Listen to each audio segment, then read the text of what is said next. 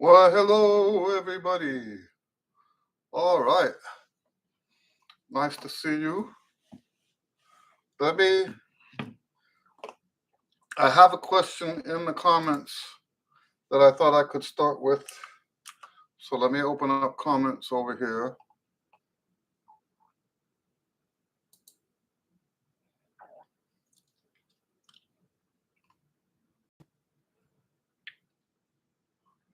So this was in response to yesterday's video. It said, and I can talk about some of this other stuff later, but this is from Nathan Summer. I would like to hear about your trip to South Africa and the story behind your inspiration for the resulting trumpet music. Okay. And so I've lost count. Uh, the trips to South Africa, I think I've had 6. I could be wrong. I might be 5, but I think a total of 6 trips to South Africa. And this is because I've got family down there. I married a South African, and so I went twice before we were married, and I think 3 or 4 times after that. Hello, Jason, Mr. Brewer. Um, so yes, that's why I went down there, is because we have family, and uh, it's long overdue right now for us to go down there again. Uh, we go to the Eastern Cape, and lately we've been staying at my brother-in-law's farm, which is in an area called Komka, just north of um, East London, which I guess they call Buffalo City now. So the other half of the question was for me to talk about the inspiration. Now, to understand that, you have to understand what I mean by inspiration, okay? The way I compose today, and I've shown this a few times before.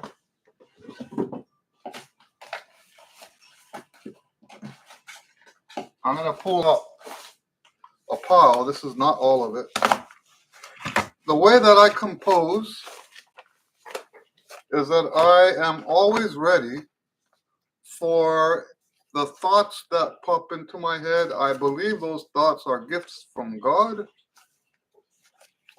This is some of them. Okay, I take papers like this. Now, this is my most recent one. I'll put these back, but I want to give you an idea of the volume of ideas that come out. This is more recent, so we have, these are from April, and then last night was the most recent one here. What happens is I will be going about my day, and a full idea will pop into my head. The one that I wrote down last night, I was outside watering the plants. Actually, watering the plants and making a video at the same time. I'll post that video on Monday. But, so what am I saying? I lost my train of thought there. Oh, talking about the inspiration. I'm watering the plants. I'm making a video. Hello, Jeffrey. And this melody pops in my head. Now, I know these are gifts from God because they're not earworms. How in the world, I don't even understand it, right? How in the world do I have stacks and stacks of these melodies? And they're not from other songs, and they don't repeat themselves. It's to me, it's just amazing. I don't understand it. So, but the point is that's what to me is a inspiration. When I use the word in my little world, inspiration, that's what I'm talking about. It's a musical idea that was implanted in my head, and I believe that is a gift from God. And I treat them that way. I have the respect for them as if they were divine gifts. I write them down. I use them later when I sit down to compose. But I'm always ready. If I don't have, let me say this. If I don't have a way to write it down, I always prefer to write it. But if I don't have a way to write it down, I will dictate it onto my phone. I'll sing it. I would much rather write it. Now, when I travel, I take blank, probably about 10 pages of manuscript paper. I staple them in the corner because those, when I travel, the inspirations I get are influenced by my surroundings. So let's talk about, like, for example, the last trip to South Africa. Uh, I was invited to perform and teach in the jazz festival that they have every summer. It's not summer for them, it's summer for us. It's the winter time for them. And it used to be in Grahamstown. I think it's still in Grahamstown, but they don't call it Grahamstown anymore. I don't remember what they call that town anymore. But yes, I was there to do a jazz festival. And I was playing with a big band. The guy that was the featured soloist, he's a piano player. The guy that wrote the arrangements, his name is Afrika Makize. You can look him up. I'll get the spelling for you.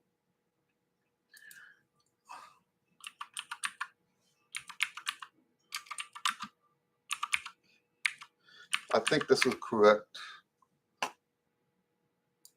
Okay. So I'm going to put a Google link. This is who I was playing with last time we went. And we had rehearsals. I got to hear all kinds of music.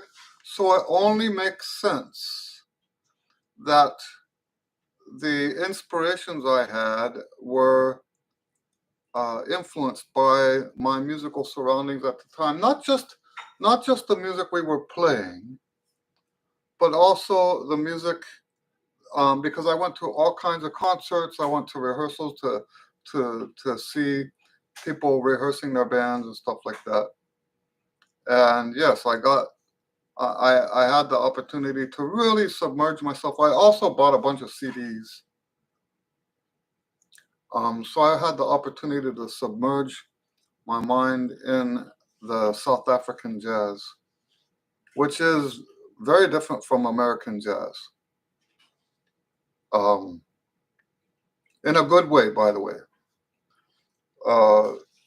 So when I got back, now, and okay, so there's that. I also had a lot of inspirations. You know, on that last trip, we spent a lot of time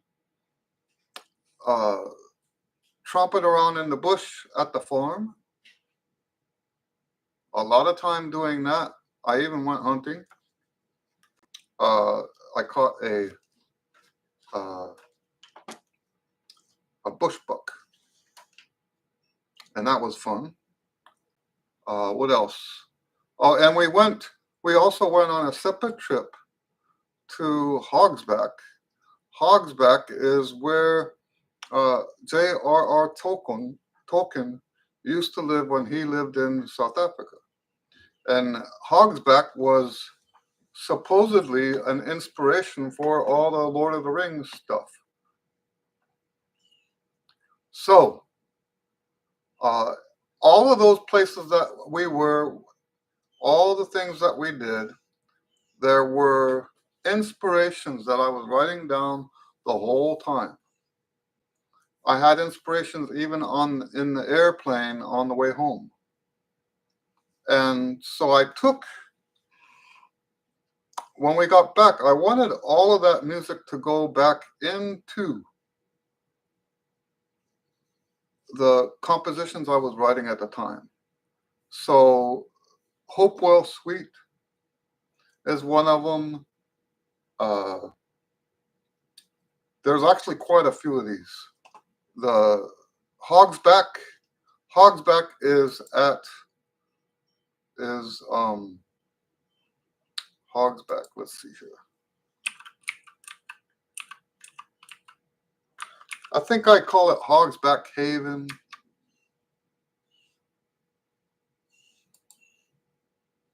So we have Hopewell Suite, which is 7 movements for 7 trumpets.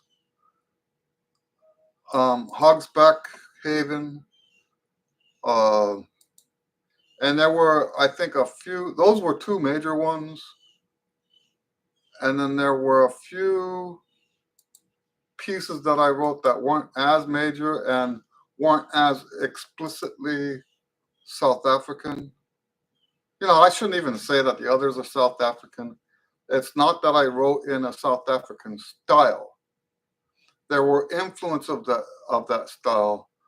It was more that the inspirations I had came to me while I was in South Africa. You know, I think it's a little easier to write like that than to say, oh, I took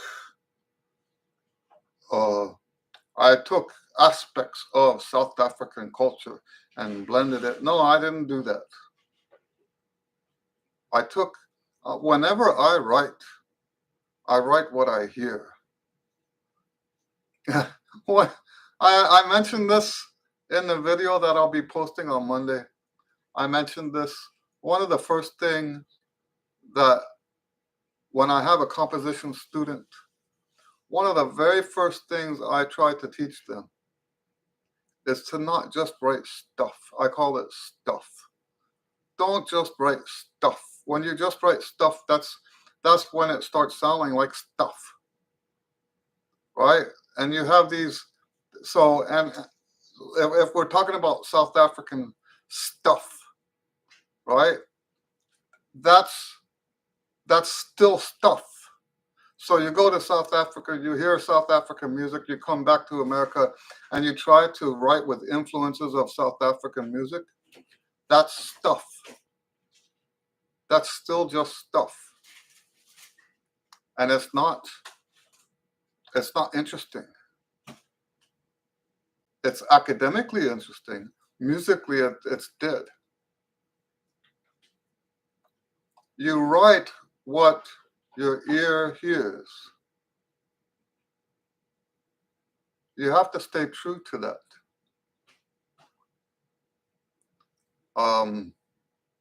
Now, if you were in South Africa for an extended period of time, like a great example of this for me is the salsa stuff. I shouldn't use the word stuff in that context. The influence of salsa in my composition. I played salsa gigs for about 20 years, where salsa gigs were the majority of my income. For me to have influences of salsa in my writing is not something that's just going to be stuff. The salsa rhythms are so deep into my musical personality now. I can't turn that off. So when I say that my music, even the South African stuff, has influences of salsa in it. It's because I can't get that salsa stuff. I keep using the word stuff. I don't mean it that way, but you get my point, right? I can't turn that off. The rhythms I use them because that's what I hear. My hearing has been so deeply influenced by salsa. Same thing with phrasings, rhythms, phrasing, form. It's a complete influence at almost every level. The same could be said about my experience with the hymns. I often think about that. I grew up singing hymns. Now I'm back to the hymns again. Praise God. And yes, it's you cannot turn that off. But for somebody to just go and spend a couple weeks in a new area and say, "Oh yeah, I got this. Let me go home now and write music that's been influenced by that." I'm sorry, that's stuff. That's the stuff that we're talking about. Okay, so I won't say, the point I'm making now is I won't say that those compositions are influenced by South African style music. I won't say that. They are influenced by South Africa. They are influenced by the time I spent there, but influenced in the sense that what I heard in my ears was influenced uh, by the surroundings. I hope that makes sense. It does sound contradictory. I haven't worked my way through all of that yet. Now, tell me, what other questions do you guys have? That got us 20 minutes in. Actually, almost 50 minutes. Any other questions? You might have noticed that the videos on my page have been sparse. We'll have a video tomorrow that I haven't made yet, but we'll get there. Monday, and who knows after that. I can't make any promises. Let's see if there's any other questions in the comments.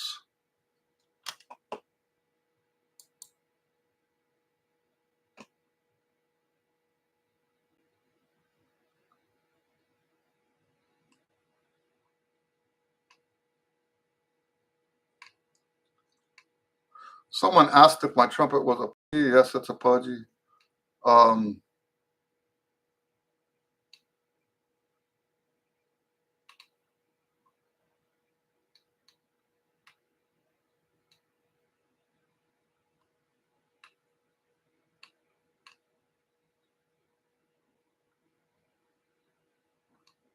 Yeah, I'm not seeing much here.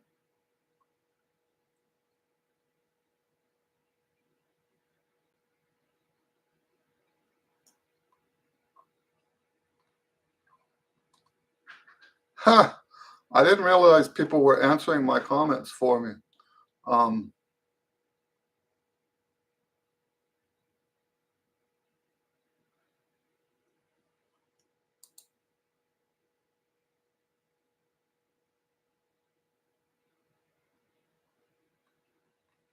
Very interesting things people are writing. I haven't answered comments in a while, so I don't see anything here. Anybody have any questions? Looks like we might cut it short this time. I have a lot of stuff to do. My cats tore the curtain rods out of the wall. So I have drywall work to do. Got a new thing of this, and I'll probably be doing that for a while today. Have videos to make today, um, stuff like that. So if we don't get any questions, I will shut it down. That's not a big deal.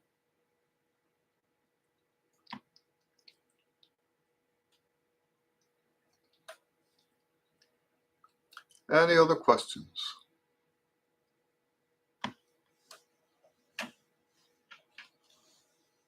I know that there's a hello, Karen.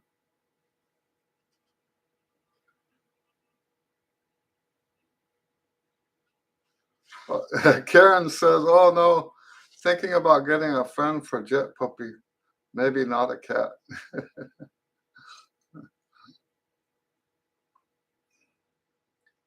Yeah.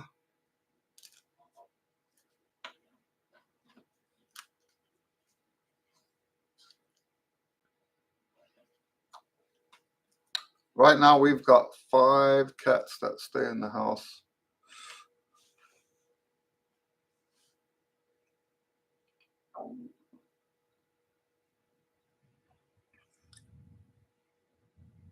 All right. Well, I think we'll shut it down. That way I can get started on the other stuff. Let's give it till the top of the hour. Bottom of the hour, top of the hour. I don't know what they mean when they say that.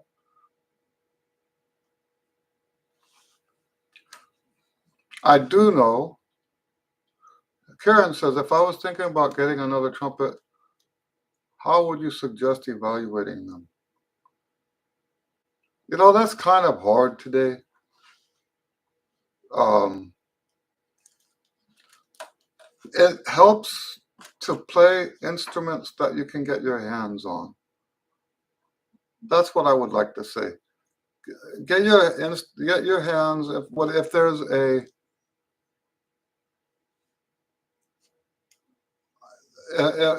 a convention or something like that you can get to, go and try some instruments. Or I know it's quite a bit of a trip for you, but you can go to as a special. And I don't know how pushy their salesmen are, but as a special trip for that purpose, go to, I think it's in New Jersey or New York, Osmond Music or whatever it's called. I forget. I know it's over in that area. Um, Go there, try as many different instruments, and be organized about it. Write down what you like, write down what you don't like. Don't be so brand conscious. Be more aware of the size of everything, the size of the bore, the size of the flare, the size of the bell. Um, maybe, maybe to a certain extent, the weight of the instrument.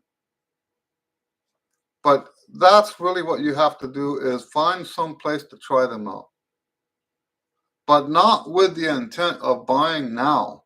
You want to try it out, take notes, and think after that.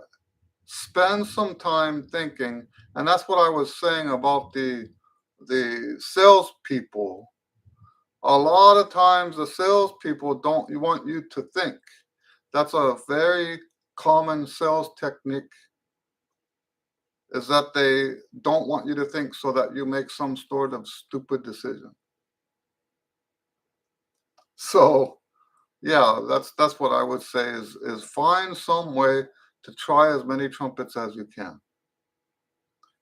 Mr. Brewer says, I would love to hear more about your language building motifs. Okay, so when we now I wish sometimes I regret having moved all my books because I wish I could just go up and grab the Omni book and bring it back here and say, look at this, look at this, look at this. I like to look at improvisers in terms of their content, how much of what they're playing is motivic and how much of it is stuff. There's that word again, stuff. Now, in this case, the stuff is not derogatory. So for example, if you have a jazz motif sandwiched between two scale runs, right? So yeah, right?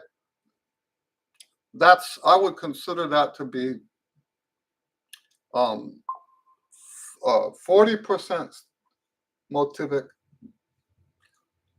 60% stuff. Okay? When we look at Charlie Parker and Clifford Brown, those two improvisers were 90 to 95% motivic. In fact, some of Charlie Parker's solos were 100% motivic. Same thing with Charlie Parker. A lot of what he played was motivic. There are some others. Freddie Hubbard, I would say 50-50. So when someone's playing, so when Freddie Hubbard goes, when he does that stuff, that's not motivic, that's stuff. When we see somebody like Tom Harrell, right, playing a scale through the register, that's not motivic, that's stuff. Now, somebody I put in the category of like high percentage of language is Woody Shaw. But the difference between Woody Shaw and, let's say, Clifford Brown is it's an entirely different language.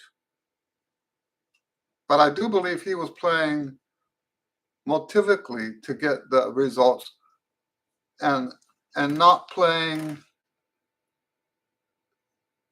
back to that word stuff. I don't think he was just playing patterns. I don't think he was just playing scales. I don't think he was just playing this is what I mean by stuff. This is what most people actually play today, is the stuff. So, what is the language? The language is usually a motif is usually 2 beats long and has an overlap on it. I need to be clear that this jazz theory that we're talking about here is pretty much mine. I have not found, now the only person I've heard that comes close to what I teach is Hal Galper.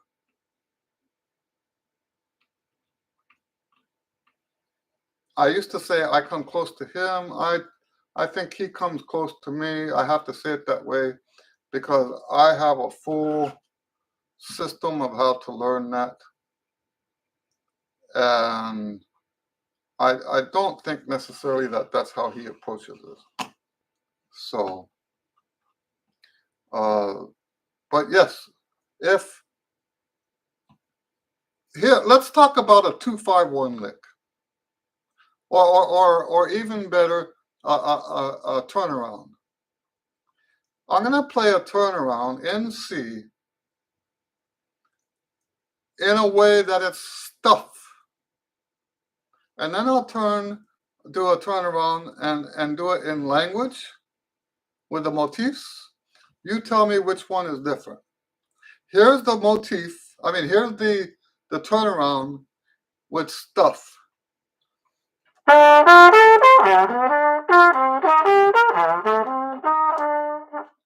Okay, what did I do?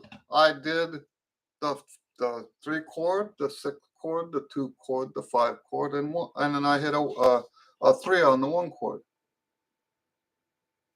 That's stuff. There's no motif there. It's not functioning motivically. I'm just playing stuff.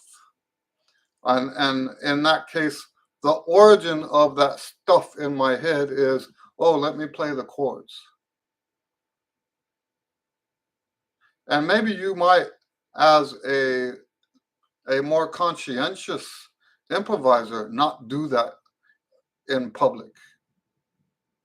Maybe you would go,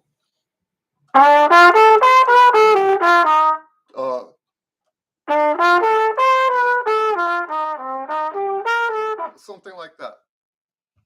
It's still stuff because the way you're thinking, the way your head is, you're stuck on doing this thing to make it hit the chords.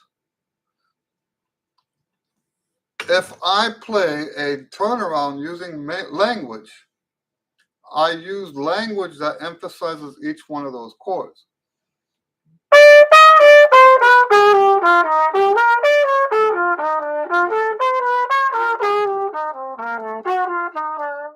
I just now did 2 turnarounds,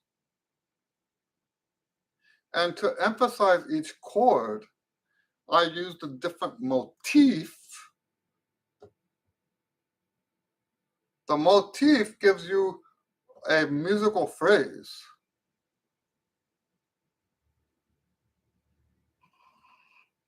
But that musical phrase has to some degree, a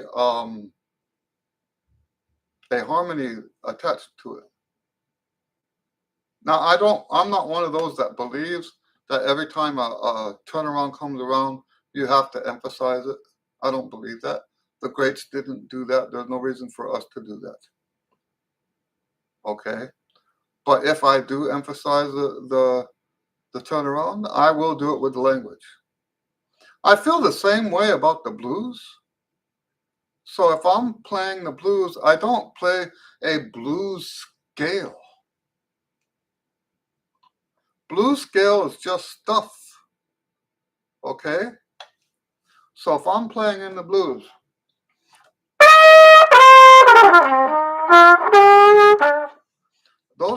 that's just like with the turnaround. That was a sequence of motifs put together into a phrase. And the nice thing about playing this way is, so for first of all, you can control the style that way. You control the phrasing. The phrasing can be unstoppable. You can just keep going and going and going. People, when I finally figured out how to do this, there were people that were like, how do you play such long phrases in your improvisation? How do you do that? Well, because each motif has a pivot note. Each motif ends on a pivot note that could be the first note of the next motif.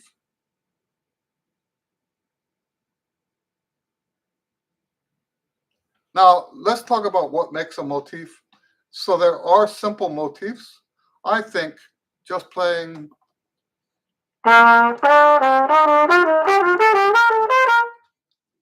that can be motivic. You have it's basically either a 1 or 2 beat motif in thirds. What's the difference between that and playing thirds? Is you don't play it like that. You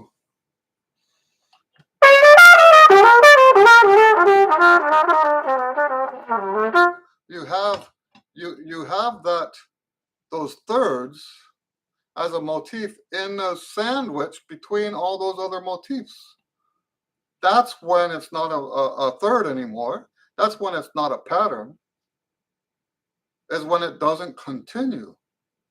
So when you hear people improvise and they do that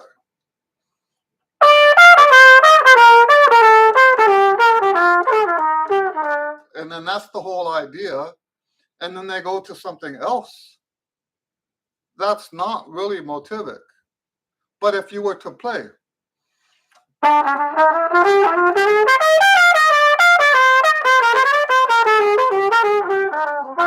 now that same exact material is motivic.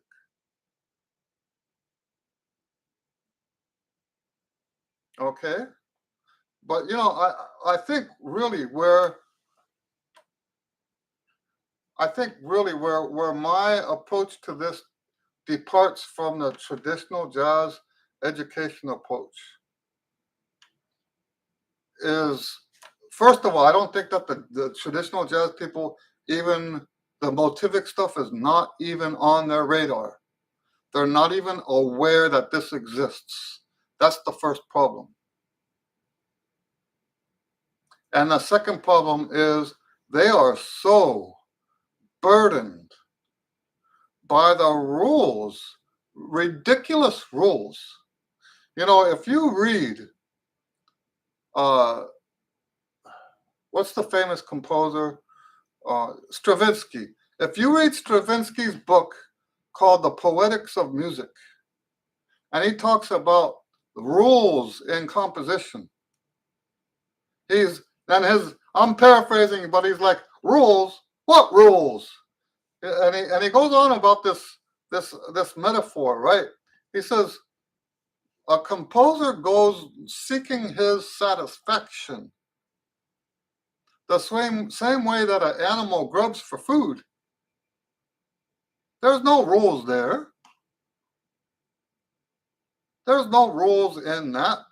The animal is hungry, and the funny thing is, I read that at the same time, about the same time as when I saw a video about how they get truffles in France. They use pigs, and the pigs are snouting around in the underneath the trees looking for the truffles. That's how composition works. Not following rules. You're not writing something to fulfill some music theory requirement. No.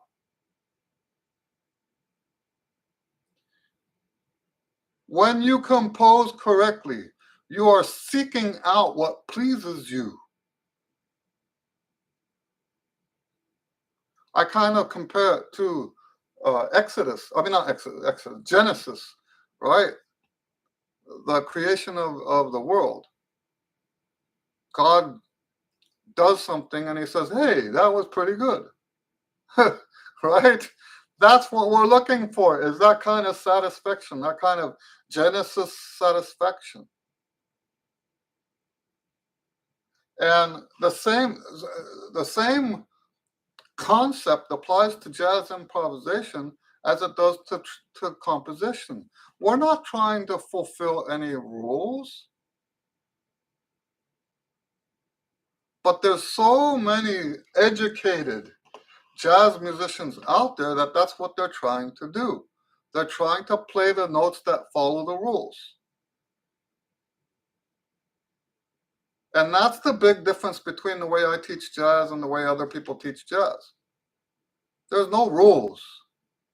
And does that mean sometimes you sound terrible? Yes, that's exactly what it means. Sometimes. So I think what happens with the rules, if you're a rule follower, your improvisation never sounds like music, but it's safe. Your improvisation never communicates what you have to say, but it's safe. You followed the rules, and you have no problem with the notes clashing.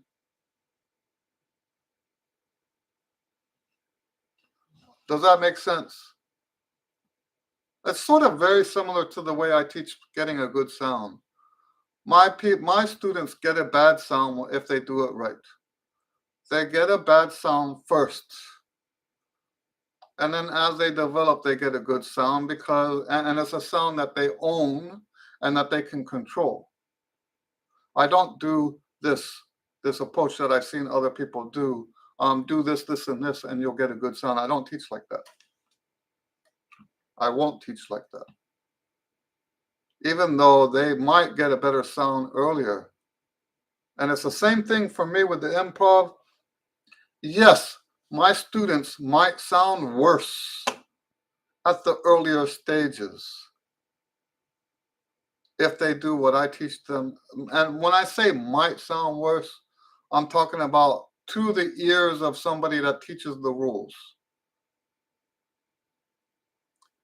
If you are being judged by someone that was taught to follow the rules and teaches their own students to follow the rules, then my students, I had a student that went to a jazz camp, and he wasn't all that deep into already. He was only with me for a short period of time, but he was already getting some of those benefits of approaching jazz improv this way.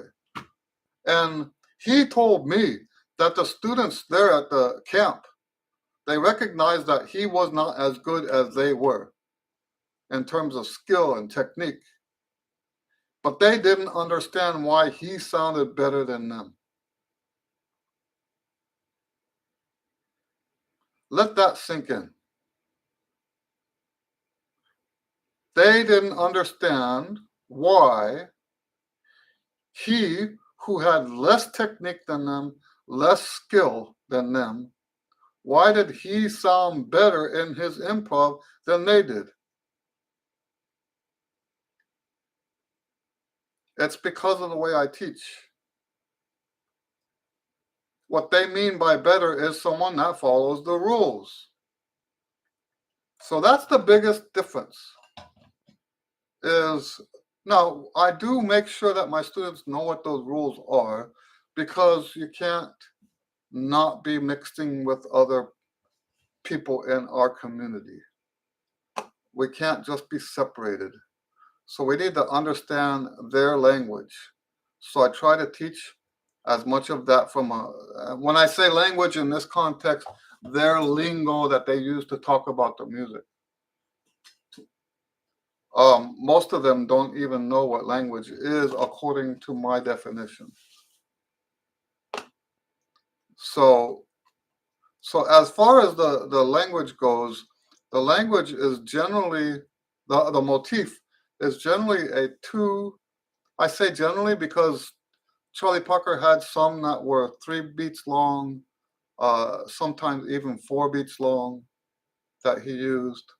I think there's a danger with the longer ones, that you end up sounding like clones of that player. You're safer in terms of being a unique individual, and to become a more unique individual in your improv, you're better off avoiding the longer, anything past 2 beats. You're better off avoiding that. Now I have a whole system that I use to teach the students how to do this. I have a whole system. It's not published. It's not in a book. It's just something I do with the lessons. Hello, Sam. Sam says, when you talk about sound, are you referring to the tone quality or something else? We as trumpet players make the mistake of being very vague about those things. Here's what I try to do. I try, when I'm talking about sound, to visualize sound as including tone, style, phrasing, stuff like that. So your sound is the whole package. That's what I try to. But it's not uncommon for me to mistake, to change the way I say it and talk about someone's tone quality and use the word sound. That's not what I want to do, but it's so many people, that's how they talk. So, so yes. So, for example, well, if we say someone get a good sound, a lot of times what we're talking about is tone, and that's just a mistake on on my side. But I'm not the only one making that mistake. A lot of people interchange the word tone quality and sound. Now, let me tell you how I teach it. It's tone quality, tone purity, and sound. So your tone quality is that core sound at the center of everything that you do. You know, it's your overtone series. Um, Now, tone purity is that overtone, the richness of your tone with or without sound, noise added to it. So you might have a beautiful, beautiful core sound. Core, I did it again, right? You might have a beautiful, beautiful core tone, but a airy tone quality, right? You might have a beautiful, beautiful tone quality, but a compromised tone purity. Just imagine that you're an orchestral trumpet player. You've got a beautiful, beautiful tone quality, but you were out at the beach too long. Your lips are parched, and now you've got this noise in your sound. The tone quality hasn't changed, but now you've added technically what we call noise. Hello, Seppo. Nice to see you. Okay, you've added noise to your sound. Now you can have. So let me cue you guys in on a little secret about my playing. I have always had bad tone purity. I have a good tone quality, but I tend to have fuzz in my sound. And that's because my mouthpiece is too big.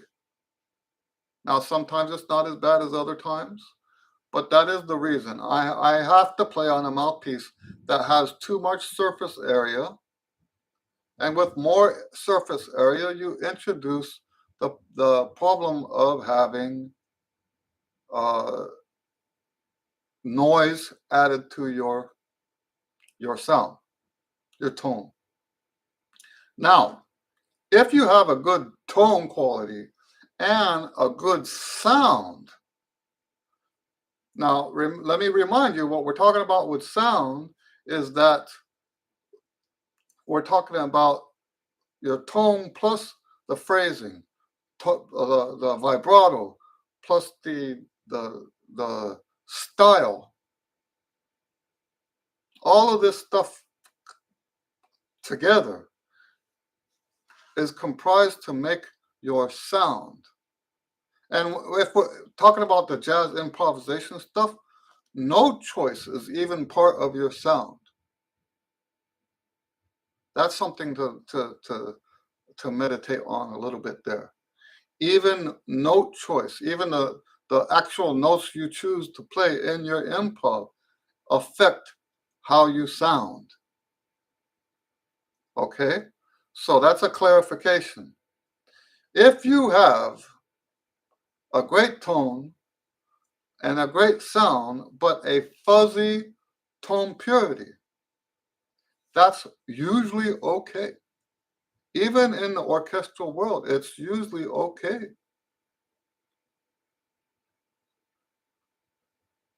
Out of those three qualities, the tone purity is one of the least important. You have to have a great core to your sound, and you have to also have beautiful music attached to the sound, which creates it to create the sound. Okay. I hope that makes sense. Any other questions?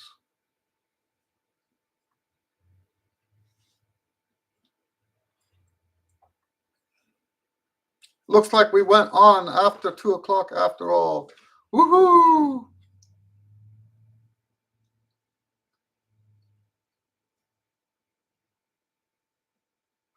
Sam says that's very interesting. I've never heard it described that way. Thank you. Well, you're welcome. You're welcome. You know, it's not 100% original. I've studied a lot of great trumpet teachers, a lot of great trumpet players. Mr. Brewer says, great job. I am really glad to see you on here. Thank you. Yes, so the thing about separating it into tone, sound, and tone purity is not original to me. I didn't make that stuff up. What I have done is maybe perfected the language that I used to explain it. Any other questions? We got a time for one or two more questions.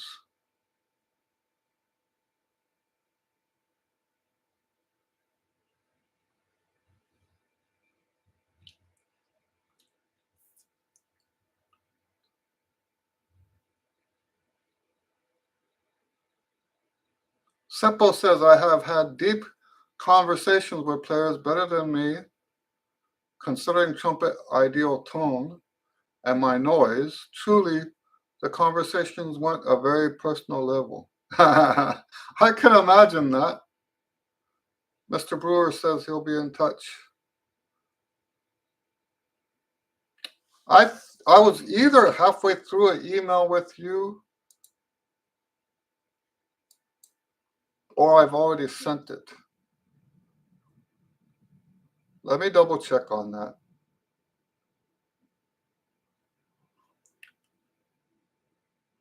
So yes, you know, when we're talking about tone, most people don't distinguish between a a tone with most people don't distinguish between a tone with um, fuzz in it and a bad sound. They are different.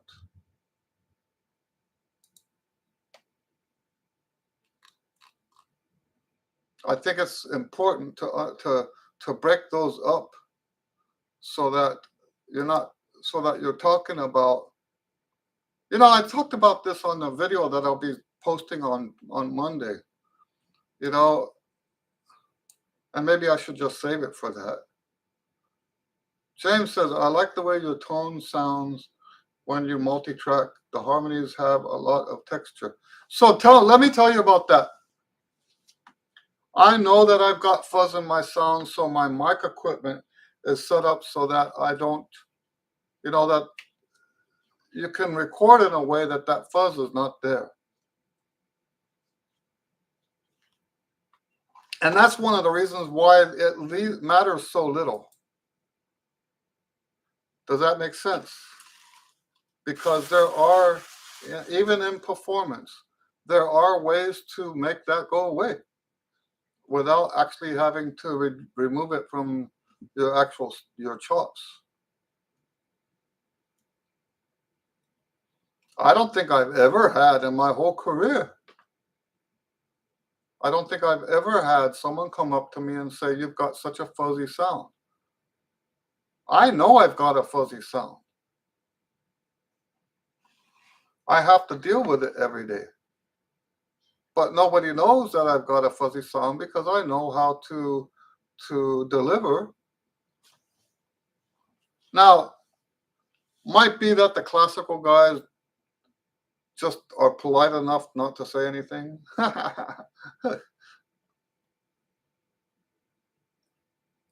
So there's always that. You know, we live in the South, and my understanding of the South is that they would much rather not say something to your face in an effort to be polite than to say something directly to you.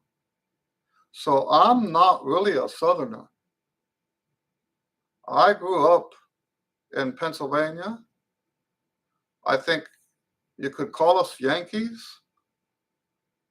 Um, and, you know, I say Pennsylvania. I'm talking about the culture of Pennsylvania, even though we didn't live in Pennsylvania that whole time. Uh, we always went back to Pennsylvania um, because we lived on the East Coast, Maryland, New Jersey, up and down the whole East Coast, wherever they had military bases. So Karen says, took me a while to learn that about Southerners. Bless their hearts. Yes, and they actually consider it to be rude to actually say something that would actually make stuff better, right? So no, even getting fired down here, they won't tell you why they fired you. You have to figure that out, and good luck with that because nobody involved will tell you why you were fired because they will do anything to avoid being rude. And to me, having grown up with parents that were Yankees, right? I think it's more rude to fire somebody and not tell them why. I think that's what's rude. But yeah, but I'll tell you what, I've had to fire people from my bands, and they think I'm the rude one for saying such bad things about them.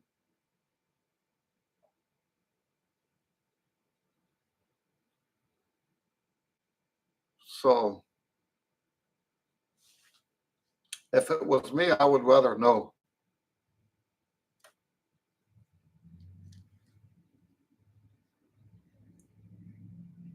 All right, guys, thanks for hanging out. We got off to a slow start, but we had a good run of it. Um, always nice to hang out with you guys. Thanks for understanding about last week. I was not well last week. Glad to be back and doing it again. And we'll see you next week. God bless you and have a great weekend. All right. Bye.